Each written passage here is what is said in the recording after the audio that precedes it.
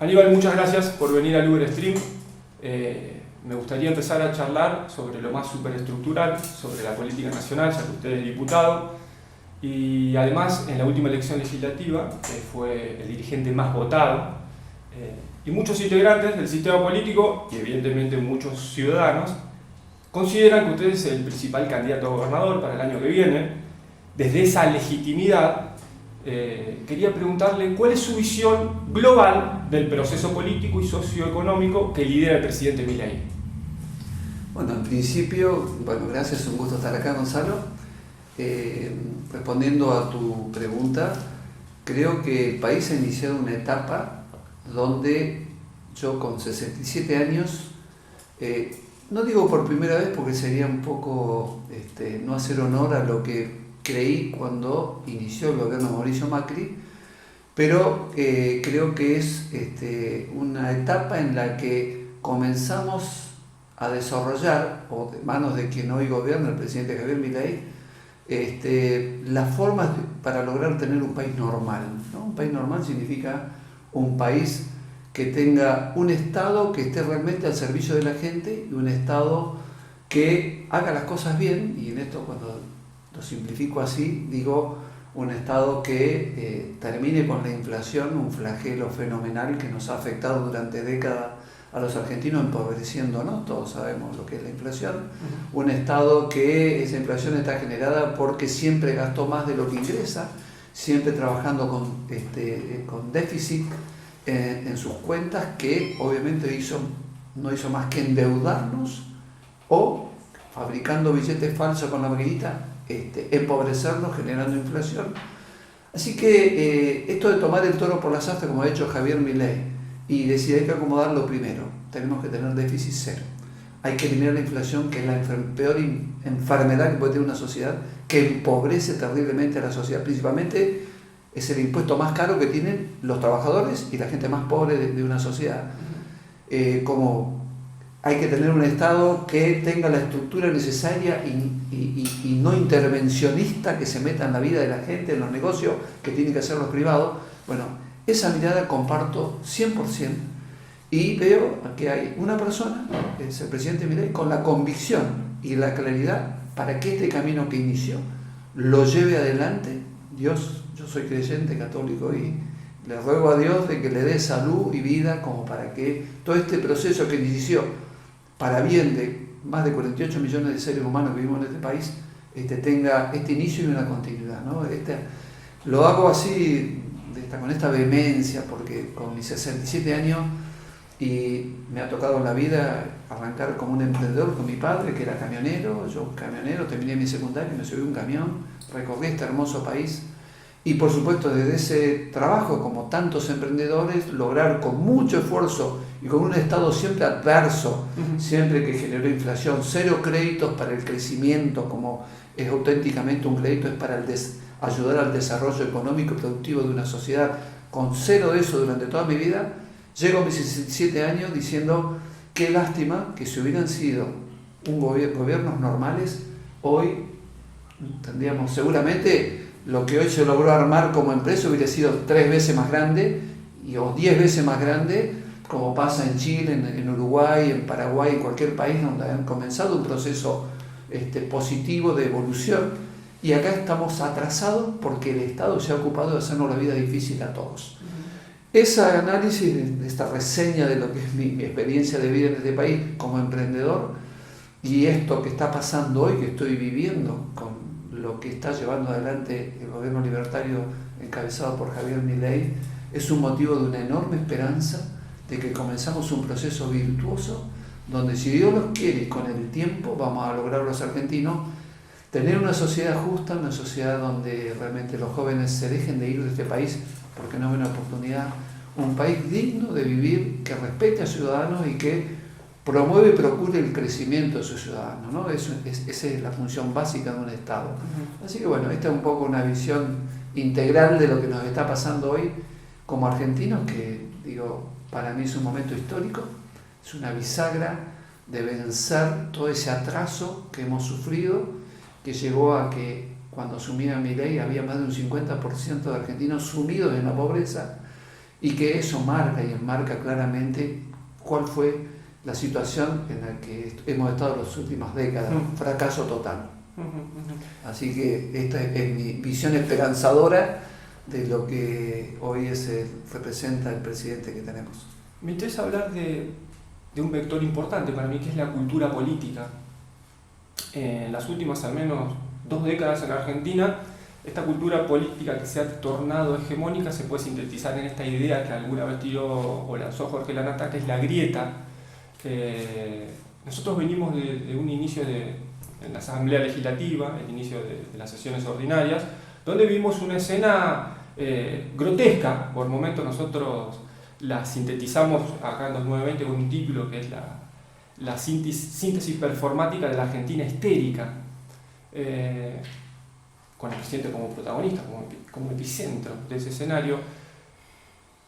Y teniendo en cuenta esta cultura política, la grieta, me gustaría preguntarle en ese aspecto puntual si usted cree que Javier Milei es lo más nuevo, pero dentro de lo viejo, dentro de la grieta, o si expresa algo realmente nuevo, si expresa el nuevo tiempo histórico que tenemos que empezar a vivir los argentinos. Javier Milei expresa el nuevo tiempo histórico que tenemos que vivir los argentinos, contundentemente te lo digo. Y esto, mi transitar por este mundo, con mis 67 años y de haber visto un montón de experiencias dentro de lo que es dirigencia política o dirigencia del Estado, entiendo que es algo completamente distinto a todo lo que he visto, incluido, con todo el aprecio y el respeto por el gobierno de Mauricio Macri, incluido, distinto a la forma no solamente de gobernar, sino de ver el Estado como lo ve de manera muy particular Javier Milei. Por eso entiendo que es algo distinto y que, bueno, esta grieta lamentable, ¿no?, promovida por una política, digo yo, muy berreta, que a través de la grieta piensan en favoritismo, de cómo mejoro mi imagen si marco la grieta, y dardos que van para acá, dardos que vienen. Realmente creo que es muy triste ese espectáculo de las agresiones políticas, de las grietas formadas por los políticos que sin duda no buscan favorecer a la gente con esto, sino que buscan favorecer su propio crecimiento político, entre comillas, ¿no? Esto que vos marcás, y creo que quiero ir al grano de lo que vos decís, las expresiones que tuvo el presidente para con diputados que responden a esa fuerza política, kirchnerismo que se llama, si bien resultan grotescas, resultan palabras fuertes, pero digo, es más fuerte... Todo el espectáculo global, no solo es más fuerte entender que la conducta de personas que, como en este caso kirchneristas, son los que han hecho sufrir a más de un 50% de argentinos que sufrieron en la pobreza. Son los que se robaron de manera impune y a mansalva bolsos llenos de dólares de una manera grotesca. Eso es grotesco, hacer sufrir a la gente grotesco, ¿no? Es decir, 4 palabras maleducadas. Eso es nada, 0,0 nada comparado con la brutalidad del robo y la corrupción que ha hecho sufrir a millones de seres humanos. Eso es grotesco. Que nos paremos allí, mirar la verborragia del presidente, cómo los putea, para ser claro, y comparado con lo que hemos vivido y lo hemos padecido millones de seres humanos, por el robo, la corrupción y todo lo que hemos vivido, y a veces dan ganas de desahogarse, y nuestro presidente se desahoga con una facilidad total y no habla ni de grieta política. Creo que marca y con mucha vehemencia describe lo que ya todos sabemos, el daño que nos han hecho como sociedad y como país quienes han estado en la política o han estado en cargos públicos de relevancia solo para robar. Y esto hay que decirlo con todas las letras, porque la justicia lo dijo. Una expresidenta presa porque evidentemente se comprobó que ha robado, y así un montón de ministros de esa época, y así es la historia triste de este país, ¿no? Entiendo el punto, la racionalidad política que conlleva. Yo preguntaba por la cultura política porque es la que, de alguna manera, desde la cúspide del poder institucional, moldea comportamientos sociales. Y a mí lo que más me interesa es, no tanto si el sistema político tiene enfrentamiento, digamos, el conflicto es parte constitutiva del debate, sería interesante, sí. Pero me interesa la recomposición de lazos sociales, porque, y voy con un ejemplo explícito, muchas personas que se han sentido interpeladas por el kirchnerismo, que han sentido en algún momento que expresaron un buen gobierno, por ahí al escuchar las expresiones más directas, más parte de la grieta que hay de algún sector político, les cuesta prestar oído o arrimarse a ideas con las que quizás no están totalmente en desacuerdo, pero dicen, no, pará, si le decís que son todos chorros a ellos, de alguna manera, como se construyó tanto desde el punto identitario de la política, uno lo asimila como propio y dice, pará, yo no soy chorro, no puedo escuchar a este dirigente, no estoy diciendo por qué particularmente, sino como una búsqueda de un vector para empezar a reconstruir los lazos entre los argentinos, porque creo que el argentino en sí, en su ADN, no tiende a la ruptura nacional, tiende a construir puentes. Coincido, sí, totalmente, Gonzalo, coincido, y yo soy una persona, digamos, naturalmente pacifista, mediador, dialoguista.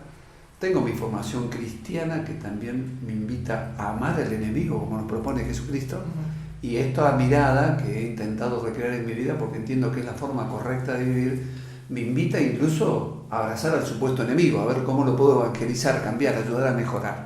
Eso es diálogo, eso es consenso, hablando en temas sociales y temas políticos. Esa es mi naturaleza, por eso quiero aclarártelo, que más allá de decir estos exabruptos verbales de Milei están generados por esta situación muy bien fundada y que ha hecho sufrir a mucha gente, eso es el análisis de una realidad. Ahora, que vos putearías de esa manera, Aníbal, jamás en mi vida, a nadie. Jesucristo vino a este mundo para ayudar a los pecadores, no a la buena gente. La buena gente ya se ayuda sola. Entonces, desde esa mirada, volcada a la mirada política, de para qué uno está en política, estoy para aspirar a un cargo público, para servir a la sociedad, principalmente a lo que me necesita, y sin discriminar a nadie. Ni el que es bueno, ni el que es más o menos, ni el que es malo. Es para todos trabaja uno. O sea, quien más necesita, a veces, cuando hablamos, por ejemplo, de la ley de imputabilidad, ¿no? Esta ley, este proyecto que se aprobó, chicos de 14 años, bueno, que tristemente, porque la sociedad los llevó a que se vuelvan delincuentes y donde roban, matan, y la sociedad tiene que hacer algo para evitar que sigan haciendo esto, pero lo que tenemos que pensar es en cómo lo transformamos a esos chicos para que sean ciudadanos normales, cómo los recuperamos. Para mí esa es el mayor anhelo. Sí, por supuesto, tenemos que evitar que sigan matando, que sigan robando, sí, eso, pero por otro lado tenemos que ver cómo recuperamos nuestra sociedad de situaciones como hoy afectan la droga, como hoy afectan, 10.000 situaciones que, desde esa mirada, yo por ese motivo estoy en política, por mis convicciones humanas, de que tenemos que hacer algo para ayudar principalmente a los que más sufren, pero ayudar a que en un contexto donde desde el Estado no se han hecho las cosas bien y ha llegado que tengamos esta situación tan triste en Argentina, digo, bueno, yo que ya tengo mi vida laboral cumplida, podía estar jubilado con 67 años, digo, quiero que mis hijos y mis nietos y los jóvenes puedo aportar mi granita de arena para ver qué puedo mejorar para que ese futuro sea un futuro más normal para la vida de los que vienen. Por eso estoy en política, esa es mi mirada. Por supuesto tiene que ver con el diálogo, con el respeto, con aceptar a todos tal cual son y intentar ayudar a que cambien los que tienen que cambiar, pero no desde la agresión, jamás, no es mi naturaleza. Y desde ya que de esa forma sí administré Cipolletti, y hoy la comunidad cipoleña, aprecia a alguien que estuvo ahí, un pacificador, una persona que trabajó para ver cómo reconstruimos y ayudamos las 37 tomas que tenía Cipolletti y miles de cipoleños viviendo en condiciones paupérrimas, cómo empezamos a mejorar esa vida, que esa es la emergencia que teníamos en la ciudad, ¿no? Y también, por supuesto, el resto de los ciudadanos que tienen que recibir el mejor servicio de parte del Estado, no importa la clase social. Pero esta es mi mirada, Gonzalo, quiero aclarártelo, que más allá de que hoy apoyo, pero totalmente al gobierno de Javier Milei, desde el bloque en el Congreso, desde lo personal, desde mi política que hago en Río Negro, pero sí, por supuesto, con la claridad de que un político está para servir humildemente, y la agresión o el choque no debe ser para ningún motivo una herramienta de forma de conducirse. Quiero retomar, vos subrayabas recién tu catolicismo y te he escuchado, he leído muchas veces que hablabas de la política como un servicio ciudadano, como un servicio a la comunidad. Paradójicamente nosotros esta semana sistematizamos un nuevo dato desde el laboratorio 2920 que tiene que ver con la transparencia del poder en Río Negro. Generamos con información pública un ranking de transparencia del poder de todas las provincias patagónicas y Río Negro figura en el último lugar porque reúne 3 cuestiones que no se dan en ninguna otra provincia de la Patagonia. Primero, los sueldos políticos están ocultos. El segundo es que las declaraciones juradas patrimoniales son secretas. Y el tercer punto es que no existe una oficina corrupción o una oficina análoga a esa en la provincia. Y mi pregunta es, ¿cómo es posible reconstruir la legitimidad que la política ha perdido y que es un vector central para construir democracia y recuperar el lazo de confianza entre representantes y representados si en nuestra provincia tenemos un sistema político, o al menos el oficialismo, que parece ocultarse cada vez más detrás de la ciudadanía y ocultar cada vez más datos que son vitales para construir confianza entre representantes y representados? Bueno, sin duda que estás dando un dato muy contundente que muestra y desnuda una conducta. ¿Por qué las personas tienen necesidad de ocultar? Porque quieren que no se vea. ¿Por qué quieren que no se vea? Porque seguramente algo está mal. Se autoincriminan ocultando.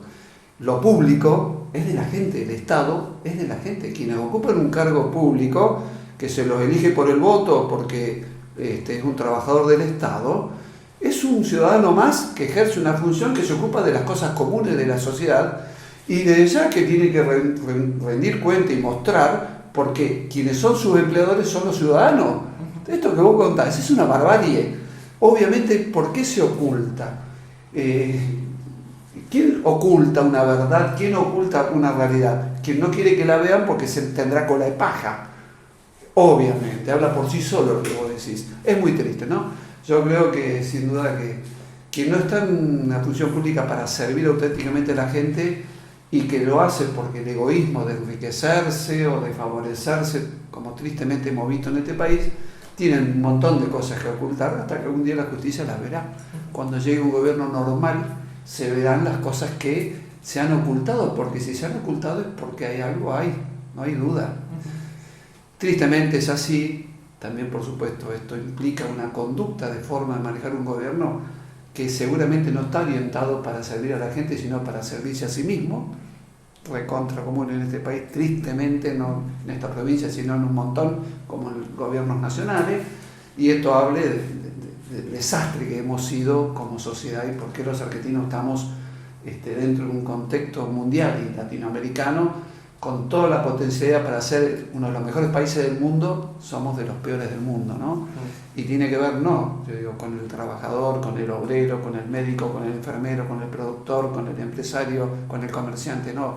Si no hacemos bien todos los días nuestras cosas, uno no come, no cobra el sueldo, te echan, se funde tu chacra, o sea, todo hacemos bien. ¿Y entonces dónde está el error? ¿Por qué estamos quebrados como sociedad y como país? Porque lo que han administrado los públicos han hecho las cosas mal, nada más. Nada más que y yo me he tomado a veces así de una manera muy generalista, genérica, de qué porcentaje de argentinos son los que administran lo público, cargos electos por el voto y los que nombran como cargos políticos, esos que son elegidos por el voto. No llega al 0,5% de la población, los concejales, diputados provinciales, gobernadores, ministros, diputados nacionales, senadores, no llega al 0,5% de la población argentinos que ocupan esos espacios, pero hicieron la vida imposible el 99,5% restante. Terrible, ¿dónde hay que cambiar? Hay que transformar que la política sea con el fin de servir a la sociedad, como han aprendido muchos países que habrán pasado por esto. Pero nosotros en esta época tan moderna, donde está tan claro y tan fácil ver cuál es nuestro equívoco, nuestro error, venimos hace décadas retrasados en esta condición inaceptable, donde el dato, producimos alimentos para 500 millones de habitantes. Somos 48 millones y la mitad no tiene acceso seguro a ese cuadro de situación que vivimos como sociedad. Es increíble en qué nos equivocamos. Entonces yo me pregunto como empresario, ¿en qué me equivoqué? Vos como periodista, ¿en qué te equivocaste? El obrero de la chacra, ¿en qué se equivocó si cumplió su trabajo y si no? Entonces la respuesta la encontré. Hemos tenido lamentablemente dirigencia política muy mala, con honrosas excepciones, porque lo puede haber, ha habido un buen intendente, un buen gobernador en alguna provincia, o un buen presidente, capaz, pero lamentablemente el error que hemos tenido y el fracaso de nuestra sociedad tiene todo que ver con la mala política, con los malos políticos. La política es un servicio, define una actividad nada más. Quienes integran la política son los que han hecho tristemente el resultado que hoy vivimos como país. Sí, pero bueno, empezamos una etapa nueva. Son la clase dirigente es expresión de la sociedad, con lo cual también me parece que la sociedad también se tiene que hacer un poco cargo de participar, porque las herramientas están al alcance de la mano. Yo soy padre de familia, Gonzalo, y soy abuelo de 7 nietos. Desde el día que tuvimos nuestro primer hijo con Mabel, supe de que yo era responsable de la formación de ese pequeño, y que no solamente alimentarlo, sino también educarlo. E intentar, porque mi entendimiento en ese momento de mi vida decía, quiero que sea una buena persona, quiero que sea una persona de confianza. Entonces, sí, mi liderazgo como padre es lo que determinó en buena medida la vida de mis hijos, de mis 4 hijos, y el líder es responsable. Si yo como padre hubiera sido una persona completamente irresponsable, donde no me hubiera importado el bienestar de ellos, seguramente mis hijos, como bien decís vos, se hubieran consustanciado con eso y serían más o menos. Entonces, el liderazgo, y en este caso cuando un país está liderado por un presidente, una provincia, por un gobernador, y todos esos líderes que tienen que ser ejemplo y trabajar por el bienestar de todos, si lo hacen bien, vas a tener gente de la que van a surgir dirigentes de primera y todo, gente buena, y dirigentes buenos a futuro. Si lo hacen mal, degradan hacia abajo. Yo tuve el ejemplo cuando fui intendente de Cipolletti y me encontré con 1.800 trabajadores que te diría, salvo una porción pequeña, la cultura del trabajo no la conocía. Yo venía de la cultura del trabajo, de trabajar a destajo. Trabajadores municipales. 1.800 trabajadores municipales, que la cultura del trabajo, salvo en una pequeña porción, el resto no la conocía. Hubo que hacer un trabajo de reeducar en lo que es cumplir y honrar el sueldo que te pagan, para que vos las 7 horas que trabajás, las trabajes como debe ser. Para eso te pagan, para eso los ciudadanos con su esfuerzo pagan impuestos y te pagan tu sueldo. Tenía que decirle, si vos de las 7 horas, 20 minutos no trabajás, le estás robando el dinero al vecino que te está pagando el sueldo. Te tiene que hacer sentir mal, tenés que trabajar, porque para eso te contrataron y para eso hace falta tu trabajo. Y yo, por otro lado, como líder tuyo, si vos volvés a cometer error una vez, 2 veces, la tercera te vas, no trabajas más. Porque yo no voy a ser cómplice tuyo de que vos le estás robando esos 20 minutos de un sueldo que te están pagando y vos no estás trabajando.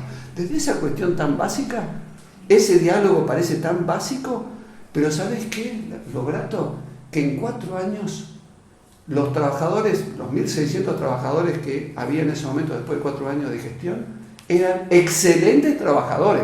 Por supuesto, el sueldo, poder adquisitivo, se había duplicado, equipamiento para trabajar, vehículos 0 kilómetros, herramientas de primera línea, lugares donde servicios públicos, hicimos una base nueva donde tenían vestuarios, comedores, respetando al trabajador como se merece un buen trabajador, pagándole el mejor ingreso posible y exigiéndole que trabaje con normalidad como él se comprometió. Y la gente feliz. Ese cambio cultural, yo doy fe que en el Estado, que parece tan difícil, se hizo. En Cipolletti se hizo una prueba piloto, llamarle como quiera. Yo hice lo que toda mi vida hice, trabajando con hoy la empresa de la cual soy parte todavía, tiene 250 trabajadores, y toda la vida, desde que tuvimos el primer trabajador hasta el día de hoy, hemos trabajado con esa cultura. Si no, no subsistiríamos en el mercado laboral, no competiríamos con otras empresas, y el Estado no tiene por qué ser ineficiente, tener gente vaga, gente que trabaje la mitad del tiempo de lo que... No. Bueno, estas cuestiones que tienen que ver con que el liderazgo y el ejemplo transforma. Y esto, obviamente, con mis 67 años de vida y con toda la experiencia en el ámbito laboral, social y cultural, entiendo que es posible, todos podemos mejorar. Lo traigo a Río Negro, Le voy a dar 4 indicadores socioeconómicos que también sistematizamos en nuestro laboratorio y que dan un poco cuenta del estado general de la provincia. El primero es que el salario testigo de un estatal está por debajo de la línea de la pobreza. El segundo es que el salario promedio del sector privado de Río Negro paga apenas el 51% de lo que paga el promedio regional en el resto de las provincias patagónicas, solamente el 51%, analizando las 10 ramas que concentran más empleos en el sector privado. El tercer dato es que en los últimos 2 años se cerraron 376 empresas acá, en la provincia de Río Negro. Y el cuarto dato lo voy a revisar porque se me fue, es que el 69% del empleo privado se concentra en ramas de baja productividad. Comercio, Sí. la parte larga de lo que Agricultura, sí, exactamente. que son de mano de obra intensiva, pero con niveles salariales bajos. Muy bajos y no permiten Correcto. escalar y complejizar. Correcto. La pregunta específica es, ¿el modelo político-económico que genera estas condiciones estructurales, que es el que gobierna hace 15 años, está en condiciones de revertir la profundidad de estas degradaciones estructurales que han instaurado en la provincia? Bueno, como bien decía Gonzalo, 14 años de oportunidad de gobernar para mejorar la vida de la gente.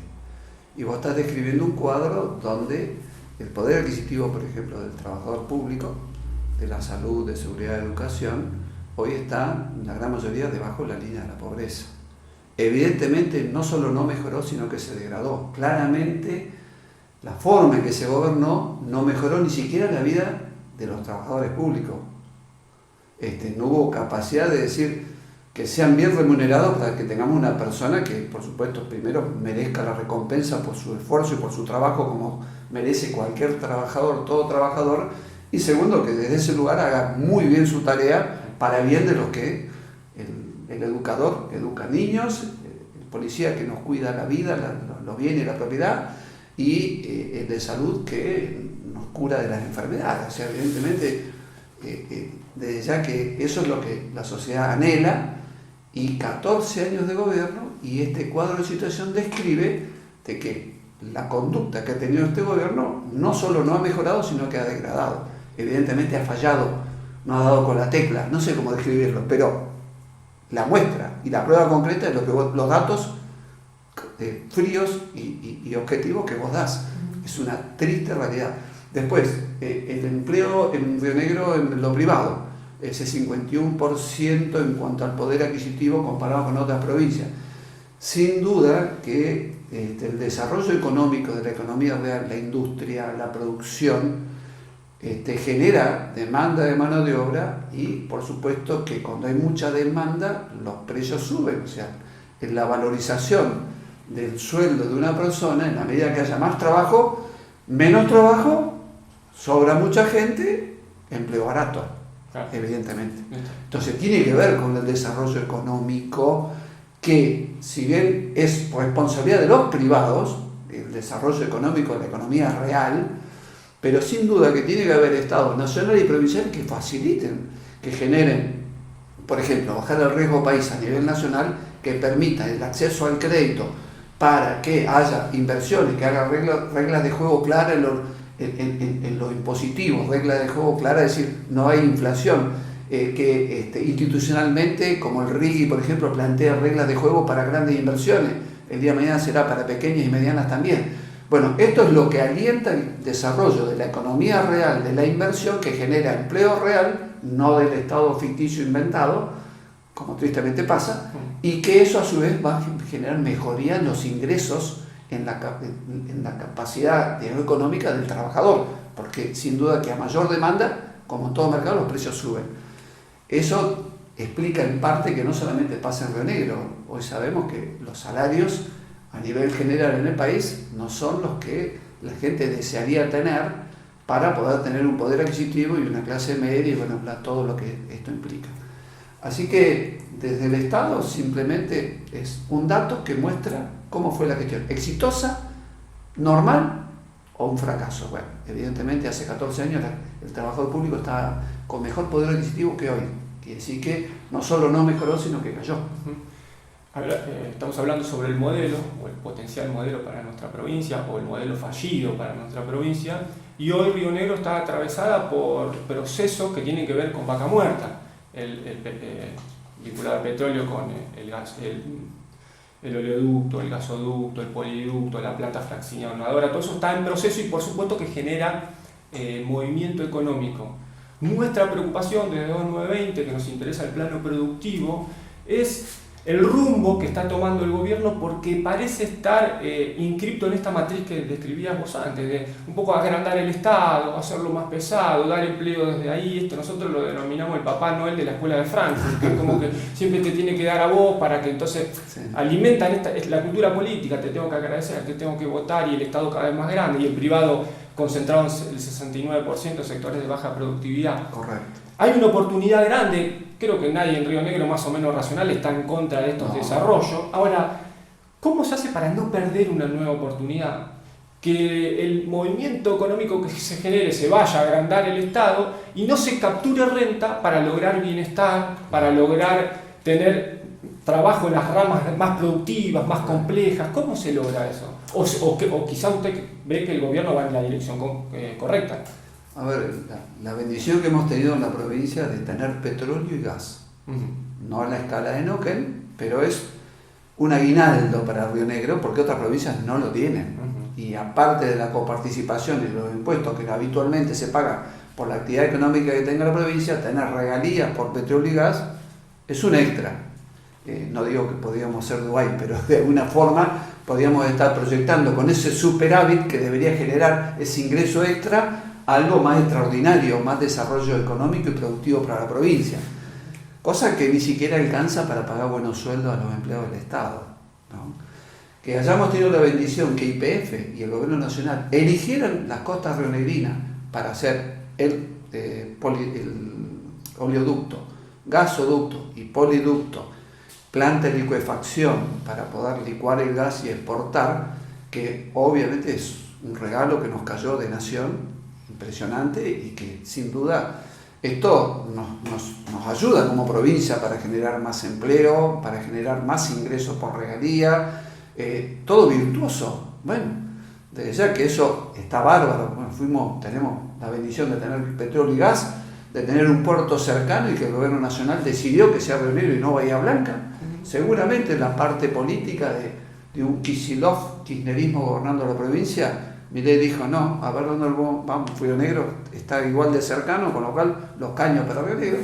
Bueno, son riquezas naturales que tenemos como tantas otras, Gonzalo, porque esta provincia podría ser un país aparte si quiere, con turismo de cordillera, con turismo de costa, con pesca, con minería, con energía, con fruticultura, con ganadería, lo que se te ocurra, climas pródigos, no tenemos climas extremos, ni frío ni húmedo. Tenemos un río Negro que irriga ya un montón de hectáreas productivas y puede multiplicarse.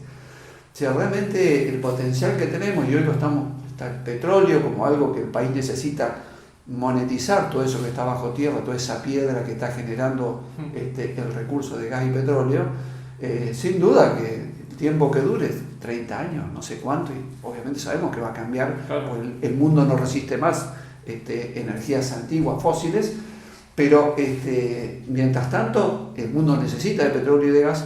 Tenemos un montón en nuestra región y en nuestra provincia, y esto debería ser un motivo para posicionarnos superador comparado con otras provincias que no lo tienen. Bueno, hoy veo que ni siquiera alcanza para pagar buenos sueldos estatales, pero sin duda que creo que con todas esas riquezas y un Estado que administre para bien de la gente, con una administración eficiente, profesional, y que esté exclusivamente dedicado a aprovechar toda esa riqueza para generar un crecimiento y que haya desarrollo económico, bueno, eso por supuesto que es posible. Cientos de países lo han hecho en el mundo, ni hablar los que tienen petróleo y gas, ya vemos cómo viven. Bueno, simplemente la inversión privada siempre va a estar donde haya renta, donde haya negocios, y tiene que ser un Estado que genere la confianza para que esa inversión privada pase. Y obviamente que el futuro, cuando se inicie un proceso virtuoso de esa característica, es de que va a haber calidad de vida para los habitantes, en este caso de esta provincia. Agradeciéndole por el tiempo, Aníbal, por venir acá a nuestro estudio. Le voy a hacer la última pregunta. ¿Usted tiene ganas de ser el gobernador de la provincia de Río Negro? Quiero darte una respuesta un poquito más amplia de que un sí o que un no. Te hablé de mis convicciones espirituales como cristiano, católico, y que intentando ser fiel a lo que dice el Evangelio, venimos a este mundo con una misión para hacer algo positivo, algo que mejore la vida de los demás y por ende la propia. Encontré un enorme propósito en mi vida cuando fui intendente, aparte de todo lo que trabajé, ¿no?, junto con un gran equipo toda mi vida para generar empleo, generar servicios que la sociedad necesite y haciéndolo de la mejor manera posible. Dios me mandó a hacer la experiencia sin que yo me imaginara de ser intendente de la ciudad de Cipolletti, de mi ciudad. Fue tan maravillosa esa experiencia de servir y de ver cómo puedo mejorar la vida de esta gran familia, 120.000 personas, que de ahí en más tengo que seguir en la política normal, que es servicio.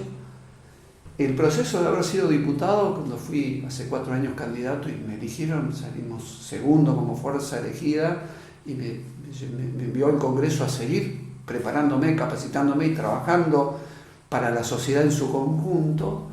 A posteriori fui candidato a gobernador, como recordás, hace 2 años atrás, porque sentí de que puedo dar, acompañado con un hermoso grupo de gente, algo bueno a la sociedad.